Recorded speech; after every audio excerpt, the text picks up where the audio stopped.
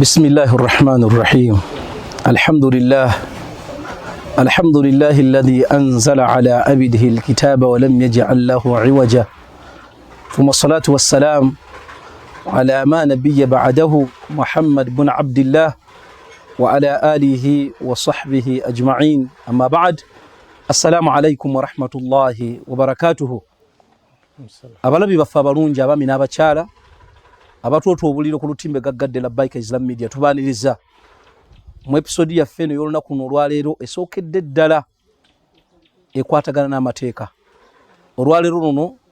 tugenda kusosotola omusomo gwenkakasiza ddala nti tubadde tugulindiridde ebbanga ddene olwa gaapu eriwo wakati waffe na biki ebitambuza obulamu bwaffe mu mbeera y'amateeka. Nga Labbaika Islam Media twasalawo nti buli kyonna ekikwatagana n'obulamu bwo ng'omusiraamu tugenda kikuleetera wano duniya akhira. Olwaleero tuzze tutambulire ku nsonga enkulu olw'ensonga nti abasinga obungi muffe tugwa mu mitawaana mingi naye ng'oluusi butamanya biki bitufuga naddala amateeka. Mukkirize nsabe muganda waffe gwe tutambulidde naye lunaku luno olwaleero abeere nga abeeyanjulira tumusangawo we tuba tumwetaaze yaani era akola biki. Mukadde wange nja kusaba obeere nga weeyanjulira abatulaba ku lutimbe gaggadde. Abatulaba bonna nsanyuse nnyo ssebo okubeera nga nkyaziddwako wano. Amanyi nze Kivumbi Ibrahim. Nze ndiro yankola ne faamu ye Kivumbi Madina Kikomeko Advocates esangibwa Wandegeya opposite ne Shell eriko KFC restaurant. Ekizimbe kiri awo bakiyita KM Plaza era awo sebo tusange tukakalabiza emirimu gyaffe. Mukadde wange nkweyanziza sebo tusanyusa okulaba ku lutimbe gaggadde. Eno ya Labbaika Media omukutu ogwasalawo okumanyisa abantu ensonga zonna ezikwatagana n'obulamu bwabwe. Era njagala okutegeeza abatulaba ku lutimbe gaggadde nti olaba abasajja bano ab'amasuuti totya. Bano be baana bamwe musindisa okusoma ne basoma amateeka. Omanyi we tubeera eyo mu byaffe buli we tulaba amasuuti tugamba nti abanyaguluzi baabo bazze. Era mulina omulimu munene okukyusa ekifaananyi kyammwe abantu batandika okubatunuulira ng'abantu be beetaaga kuba oli bwalaba amasuuti abo bazze kunnyaga. Mukadde wange Mami Kivumbi, olwaleero tewaliiwo baddu bakoseddwa n'amateeka ga nsi nga basiraamu. Naye ffe tukakasa nti bakoseddwa lwa kunyigirizibwa wabula bakoseddwa lwa butamanya. Kwe kusalawo tubaleeta abasajja nga mmwe mwongere okumanyisa abantu bano. Amateeka kikulu. Omuddu ono atulaba ku Labbaika Islam Media njagala ekigambo kino akiwulire nga kiva mu kamwa ka looya. Lwaki yandyetaaze okumanya amateeka agamufuga ng'omuntu? Natuwuliriza yandyetaaze okumanya amateeka olw'ensonga nti obulamu bwonna bwe tutambuliramu bufugibwa. Kubanga ekisookerwako ekigendera ky'amateeka nga gateekebwawo kyo kiba ki? Omuntu yenna yenna atulakyalina osooka okwebuuza. Kubeera nga basobola okutabaganya abantu entambula zaabwe n'ebitongole n'abantu ng'abantu. Mu ntabaganya eyo tewasobola kubulawo bukuubagano. Kati naye oli asobola okutuuka ku bukuubagano n'atamanya nti abo talina kyasobezza. Kati omuntu yenna yenna kiba kimukakatako amanya amateeka kuba mwatambulira mu bulamu obwa bulijjo mu mateeka ag'enjawulo. Kuba waliwo olumu omuntu ye walowooza nti n'ekintu kyakuba teriyo tteeka likyogerako kyokka nga ate weekanga nti amateeka weegali jasi ye atakimanyi. Kati kiba kikkakatako okimanye kikusobozesa obutagwa mu nsobi, kikusobozesa okulagana ne banno obulungi, kikusobozese obutayonoona bulamu bwo gwennyini olabe nti otambula nga nawe weeyagala. Kuba buli woogezaako okukola ekintu kyonna ekyawukana ku mateeka obeera ogenda kufuna obuzibu. Ekyokulabirako olwaleero omuntu nga kiri wakati wo ne gavumenti kigenda okusooka okubawa olwaliro omuntu wabba omutwala ku poliisi ekijja mutwala mu kkomera olumba musingisiza omusango ayise mu process ya kooti yonna musiba ebbanga eryo lyonna oyo ayinza okuba bbi nga abadde akimanyi naye olaba obuzibu obujjawo olw'ekyo ekikolwa kikyakoze kati ne wajjawo omulala n'agenda ne watuukawo embeera oba bintu bya mugenzi ebintu bya kitaawe afudde aga lino ettaka lya taata wange ate nyina ofunako omugabo ye n'asalako ekitundu n'akitunda asobola okuba nga ekitundu ekyo akitunze nga tamanyi nti wadde omugabo gwa kitaawe tamanyi nti ate alina sooka kukozesa amateeka gamuwa obuyinza ate n'akuteeka taata we kye yamuwa mu nkola takkirizibwa na kukitundako naye ye takimanyi naye ali ate atulaba n'eggulu yakoze endagaano naye ate nga kisibya kiriko n'ekibonerezo kya myaka 10 ku muntu yenna asobola okutunda ebintu by'omugenzi oba abizannyirako tayise mu mateeka olwaleero okola ne munne endagaano oyinza okulowooza nti bamuyita mugezi wano mu mbeera zaffe eza bulijjo nti wakoze naawe endagaano ye tamanyi nti bw'okola endagaano emugikola mutudde wano naye ate mumaliza amateeka gaffe ge gabafuga nti ffe gye tutaali nga mubikola mumaliza mubireese eno waffe kati gwe omaze okukola endagaano oguziza munne ettaka omugabi nja kukuwa ekyapa naye tokimuwadde era mumaliriza bakuleese mu mateeka nga gubadde olowooza nti wali mugezi nnyo okuddusa awo abiwedde yinza omaliriza ozze eno ate nga bakusibye n'okusiba oba nga waliwo ekikutuuseeko oba nnyumba yo bagitutte so kirungi nnyo omuntu amanye amateeka atambule mu bulamu obulungi atalina buzibu bwonna so kanso mbumpimpi kyotegeeza nti amateeka yeffe amateeka ye gwatulaba buli part of amateeka gali part of buli kanimero k'obulamu kuba olina examples z'ogenze ng'omenya nendabira ddala ng'obulamu bw'omuntu olinga bonna obwetoolodde ezo examples zembadde ndaba ziri jeno omuntu yenna alina okumanya nti woddira wano amateeka gakwatirako wano wokulira wano ensobi gakwatirako wano tosobola gawona naye mwe njabba nenyambo katono nnyo balooya ebintu mubisomye mubirina naye ndabanga mmwe abakoze ekitono okumanyisa abantu bano okwogerako ki kubanga amazima gali nti wotunulira engeri abantu gye bawangalamu mu ggwanga lino balinga abatamanyi nako nti amateeka weegali kituufu naye we tuba tusoma amateeka of course kituvunaanyizibwako mu mbeera ez'obuntu okutambula obulungi kubeera nga abantu tubamanyisa naye era tetwerabira kintu kimu nti naffe tuba tukola bizinensi nga tuli mu kintu kino nti mbeera nyina okuteekawo embeera ey'okumanyisa abantu naye nange nsigale nange nga nyinagalawo okola oyinza okumpita nzije wano nega atugenda asobola kunfuna naye ate nga nandyagadde kati kyendi okukola kyekimu ku bye tukola kubanga waliwo n'ewalala gyembeera gyenkola ekifaanagana kyendi mukola wano nsaba Allah omulimu guno mwe mwatandikako abatonotono gubabune kubanga mazima gali ntuli beetaavu nnyo kubeera nga saavisi zammwe tuzitegeera n'okutegeera amateeka injeno butya bwe gatambula naye ate era nga tetusobola kiteeka ku balooya bokka kubanga okumanyisa abantu amateeka nakiki ekiri mu mateeka ne gavumenti ekivunaanyizibwako ne paalamenti ekivunaanyizibwako ko tusobola kuŋŋamba nti paalamenti yeriwo kukola mulimu gwa kuyisa buyisa mateeka ate nga abantu balonda ababaka ne babasindika mu paalamenti ababaka be balonze ne bayisa amateeka ate ababaka abo basalewo abantu baleme kumanya mateeka bo ge bayisizza so tekikwata ku balooya bokka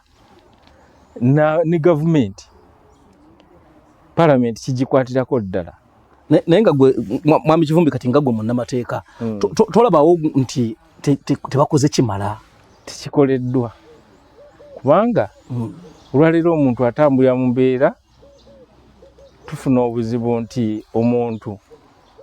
asobola okuba mu bufumbo leero naye nga takimanyi nti tebuli mu mateeka naye nga yali mu bufumbo ate nga tamanyi nakyo kitegeeza kubeera nti obufumbo bwe bwalimu tebuli mu mateeka kati ebyo byonna bitutuusaawo butamanya ate nga tamanyi nakyo kitegeeza bigenda kuvaamu ng'obufumbo butabutereezezza gwe towulirangako omuntu ali eyo ng'amaze mu bufumo myaka 50 naye nga tebamwanjulanga bali bangi naye nga yagamba nti olw'okuba amaze mu bufumbo emyaka 50 alowooza nti olw'emyaka egyo kati yafuuka mufumbo mu mateeka era etujja eno mu nkaayana zaffe kati wetuba tutandise ebyotutaputa amateeka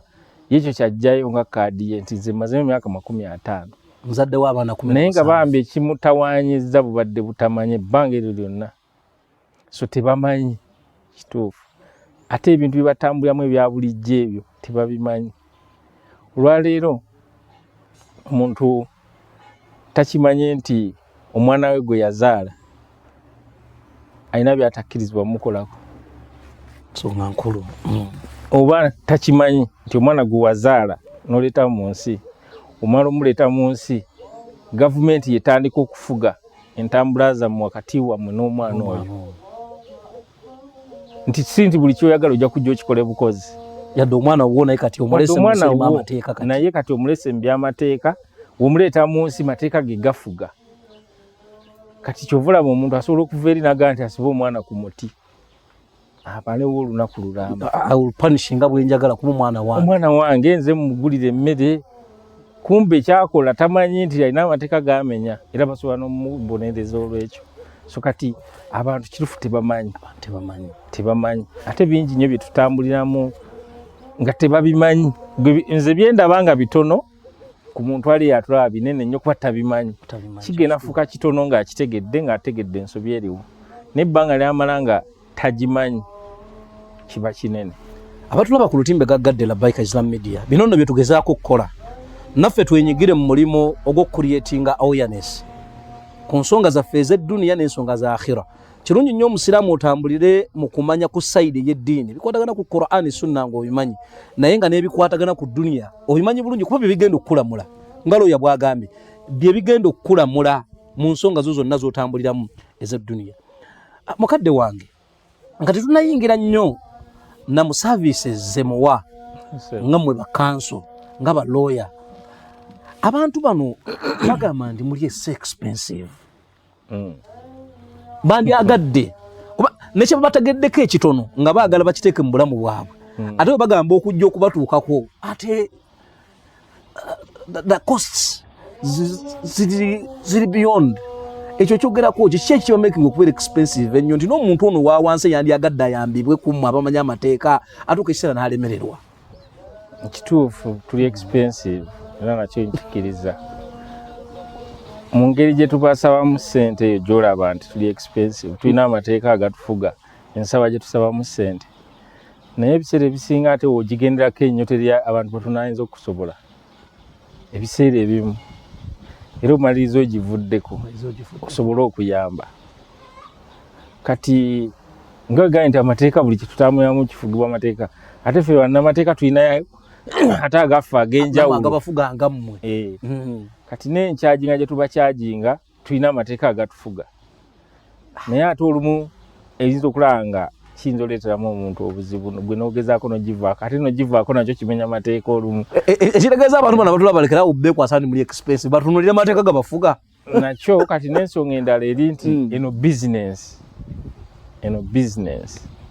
nga business endala zonna bwe zibeera kuba waliyo gojja okugenda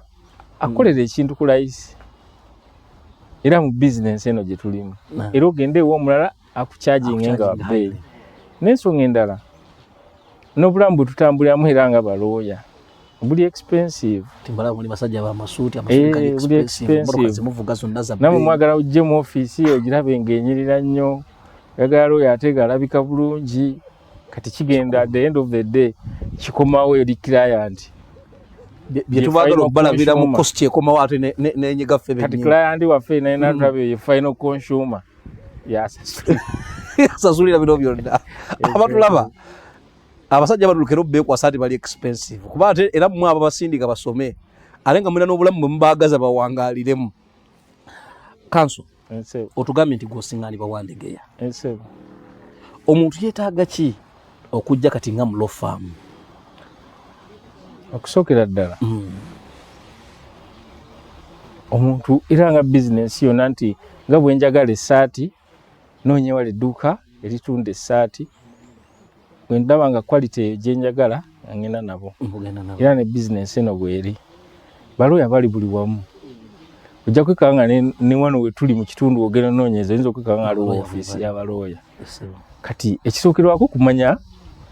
naye mu mulimu abatuufu nabo bagamba nti oyo yadde yasoma omuntu ono atulaba yamutegeera atya mutegeera nti ono looya kati kano kankayiseewo bakategeere kuba mmanyi katawaanya nnyo abantu mateeka tulinayo looya omuntu yenna wasoma degree aba looya kati ne tubone gwe bayita advocate ye muntu akwalifyinze n'agenda ku LDC Law Development Center n'asoma omwaka ogwo gumu kati bwagusoma n'agumaliriza obeera ofuuse obeera okwalifyinze obeera otuukiridde okufuuka advocate kati omuntu yenna okufuuka advocate agenda ate nga amaze okuyita ebibuuzo bye bulungi ebya LDC tulina ate sikutuukayo butuusi ate tulina ekitongole kye tuyitamu ne tukola ate application ne batuna mu mpapula zo ne babyetegereza bulungi bamala obyetegereza nti bituufu waliwo ekitabo kye tulina ekinene ennyo buli looya mwasayininga nga bakukkiriza okubeera mu bitabo bya Uganda nga looya era tukiyita enrollment olwabeera bakutadde ku role of advocates osayininga mu kitabo ekyo n'owandiikamu n'oteekamu signature yo nakiwandiikamu ne balooya leero oyinza okukangalo n'abakiwandiiseemu kati bw'okiwandiikamu ekitabo ekyo oba ofuuse advocate we Uganda era bw'oba omaze bakuwa ne practicing certificate eyo bagituwa buli mwaka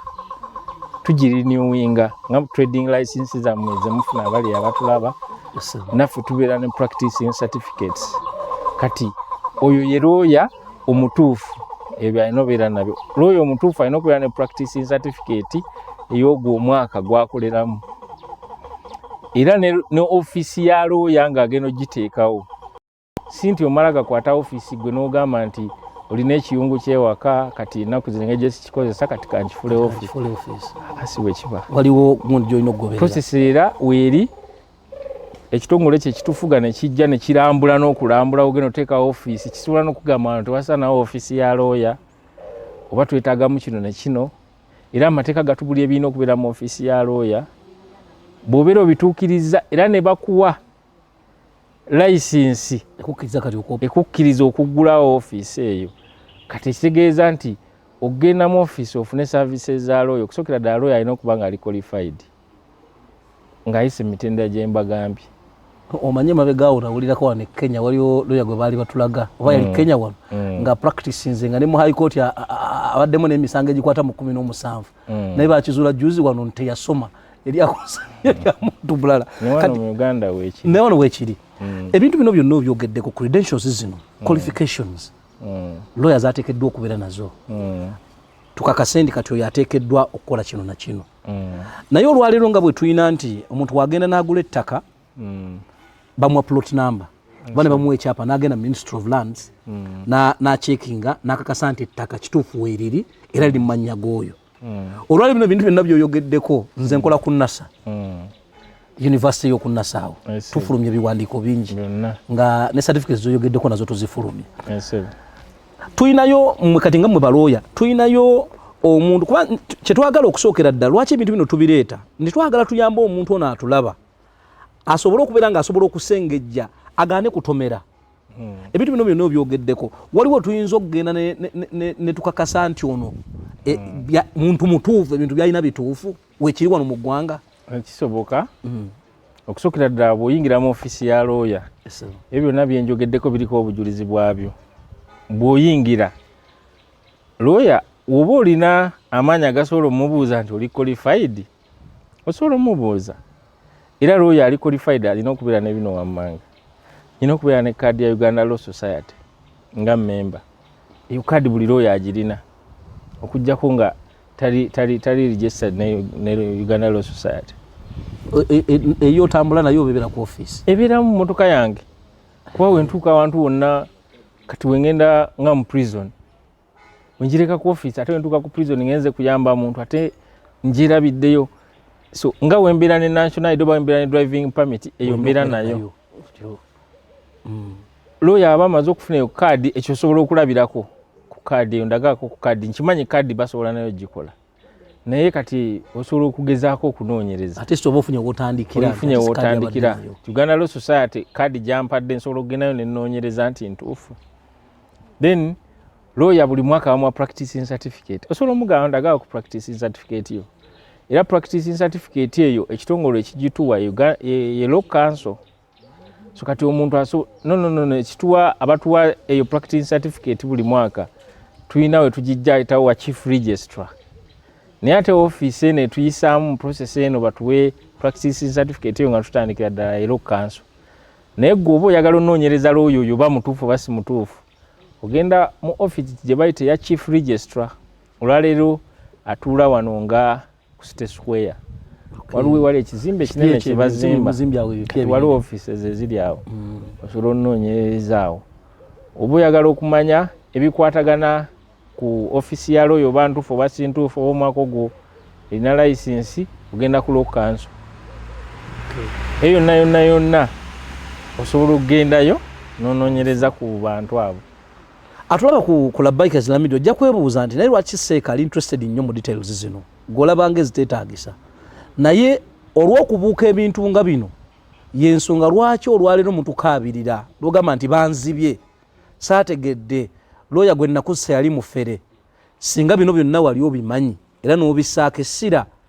essente z'emiliyoni y'emu egi watundamu kasooli akasente kake watundamu ettaka tekandifudde singa bino byonna wabadde okola ki wabadde obimanyi n'ensonga lwaki bino byonna tubireeta twagala okwongera obbalaga nti omuntu gwe tutambula naye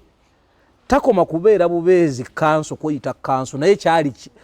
kyekyo kyennyini kyali era nga byagenda otugamba mu sessions zaffe zonna ze tujja okutambula nazo mujja kuba mumaze okukakasiza ddala nti omuntu gwe tulina ye muntu yennyini ateekeddwa okubeera wano kanso Kivumbi session yaffe neesooka njagadde abantu bano bategeere biki balina okutunuulira nga bayingirira okukozesa balooya abakufaanana n'okutegeera nti services zino weeziri teziri expensive wala ekizivula expensive byebijja nazo n'embeera etambulwako tugenda kutunira ebintu bingi mu sessions zaffe ezijja ngera bwogambye nti amateeka gayingira ddala mu bunyomero bw'omuntu bwonna mu bigambo 4-5 mukadde wange njagala abantu bano abatulaba ku lutimbe gaggadde oba message eyongera obbagumiza okutambulira ku mateeka kuba kati olwaleero kino nkikubuulira kanso ffe abannayuganda ntera nnyo kigamba abantu nti omuntu atuuka mu mbeera ng'okugenda mu ofisi ya looya oba agende mu kkooti omuntu agamba nti ati singendamu mu ssabo mu kifo twala omuntu mu mateeka olinagamba nti sinja kukuloga bulozi kanso mu bigambo bino nga ggwe bigambo ki byewandiwadde abatulaba ku Bikers Media okubagumya nti bakkirize batambule n'amateeka bakkirize batambulire omu n'amateeka ebigambo eyinza obbagamba okubaga nti kituufu amateeka gakola kimanyi bangi balowooza tegakola naye omuntu yenna yenna agamba nti amateeka tegakola gaba tegayina kye gamukoledde oba nga tegamukosangako kati gwe okukkiriza nti amateeka gakola galina kubanga galina kye gakukoledde ng'okyenyumiririzaamu naye kati amaloboozi agasinga obungi gagamba nti amateeka tegalina kye gayamba naye nga nze nga looya kukakasa nti amateeka gakola era begakoledde ebinene era ebirungi gye bali bangi era nga bagenyumiririzaamu bebadde babbyeko ebyabwe gye bali bangi nga bibaddiziddwa nga n'ababadde babibaggyeko b'amaanyi nnyo naye amateeka ne gatuuka ne gabakwatako ng'amaanyi gaabwe twakyalina ne basobola kugoleseza so amateeka gakola ekyokubiri tugezeeko nnyo naffe okugakozesa tuleme kutuula mabega kuba ebiseera ebimu ng'omuntu wagenda mu ddwaliro ng'ekiwundu kigenze nnyo ne bamugamba nti ono kansa tetukyalina netwakuvaako waliwo omuntu wajja mu ofisi zaffe zaba netugamba tetukyasobola kukuyamba nsonga yagenda wala nnyo nsonga ekintu kyayonooneka kati tugezeeko nnyo okunoonyereza tulabe nga tetugwa mu nsobi nnene zituuka ku bunene bwe butyo tugezeeko ekintu kyonna nga kitandika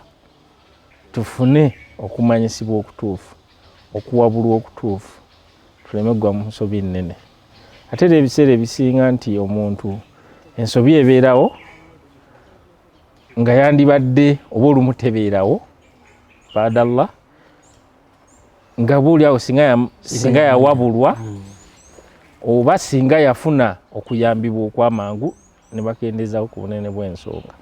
So mbakubiriza tweyunira amateeka tujja gafunamu ebirungi inshallah. Abatulaba tuline kanso Kivumbi, ffe tumuyitira loya wa labbaika, era omulundi ogujja tujja kutandika okutematema, tujja kuyingira mu maka bufumbo, mateeka ajja gafuga obufumbo. Omwami n'omukyala bandidukiddewa okuyambibwa ye omwana yandikoze atya. Tuyingireko mu mateeka agafuga ebyenfuna, business. Omuntu yandikoze atya okulaba nga amateeka gamuyamba mu business. Tugenda kuyingira buli mu kanyomero akakwetoolodde mu bulamu obwo okakasiza ddala nti amateeka weegali gwogaane bugaanyi gakozesa, naye nga ffe tukwanjululiza buli kimu mu lulimi olwangu. Bano ba luzungu naye mulaba tumuleesera oyo ayogera Oluganda wano, bakanso mutera okuba ab'oluzungu naye olw'omuntu ono wa wansi tujja kutambula mu lulimi lwaffe luno Oluganda, omuntu asobole okubeera nga akola ki, asobole okubeera nga ategeera bye twogerako. Bannayuganda tubasaba ekintu kimu, era ng'Obusiraamu kye butulagira nti Omusiraamu wonna wawangaalira wakati mu kufugibwa amateeka ga Qur'an ne Sunna, amateeka agali mu kitundu wawangaalira tugayite aga gavumenti ekutwala kikulu, ojja kukosebwa weekwasa ogambe nti nze ntambulira mu ga Busiraamu. Tugamba nti nedda eyo entegeera ebeera yiyo, tebeera ntegeera ya Busiraamu. Ebbanga lyonna Obusiraamu butambula n'embeera. Bwe tutegeera nti we tuli waliwo amateeka agafugawo agatuli waggulu, nago tugategeera tutambula nago. Kanso insha Allah nsaba Allah jalla jalaalu Allah akkirize otambule naffe ebbanga lyonna. Mubeera bize, emirimu mwina mingi, budde bwammwe buli, naye nja kusabanga ku lw'obulungi bwa umma, ate nammwe mulina okuddiza abantu bano olw'ensonga nti era umma tegerekeka nti mulina okudda muyambe abantu bano. Olwisa omuntu ali mu kyalo eyo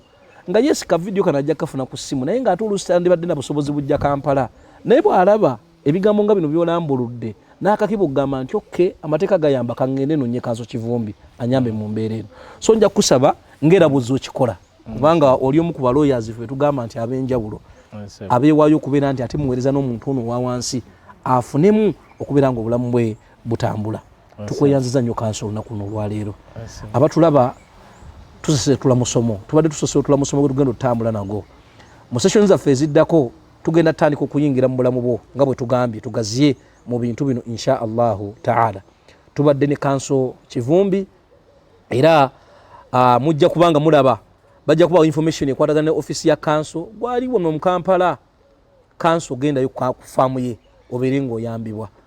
Naawe atasobola kutuuka ku office ye namba zaffe zibeerawo, oyinza otukoonako olugamba nti kanso namuwulidde njagala okuyambibwa, nga tukutuusa eri kanso n'abamufaanagana ng'oyambibwa mu mbeera zo z'otambuliramu ez'obulamu. Lutimbe gaggadde Labbaika Islam Media kwe tuli, omwanjuzi era omutesitesi abadde Kitimbo Bilal Uthmani Menya Imam Kyamutawaazi. Nkujjukiza nti baganda baffe aba Veritas Ventures tutambula nabo, Iraj Charity Foundation beba tusaamu ensimbi, baganda baffe aba Labbaika Travels bataddemu akasente kangi okulaba nga bino bikutuukako. Tutambula ne baganda baffe aba Katin World, genda bakuyambeko okunyiriza ennyumba yo munda, gwayagala eby'ettaka surveying and valuation, genda mu baganda baffe aba Land Point Associates, bajja kubeera nga bakola ku nsonga zo mu mbeera esingira ddala okubeera ennungi. Omwana wo bw'oba oyagala agase eggwanga naawe akugase, mutwale ku masomero gaffe aga Ainu Shams Islamic Center, abeere nga abangulwa mu mangulo y'eddiini n'ey'edduniya. Tubeyanzizza nnyo, mwebale kutuwuliriza na kutulaba. Emikutu gyaffe genda osubscribinge, koona kaawo likinga, otambule n'okumanya ne Labbaika Islam Media. Barakallahu fikum wa jazakumullahu khairan fi dunya wal akhirah wa sallallahu ala sayyidina Muhammad wa ala alihi wa sahbihi ajma'in walhamdulillahi rabbil alamin. Wassalamu alaykum wa rahmatullahi wa barakatuh.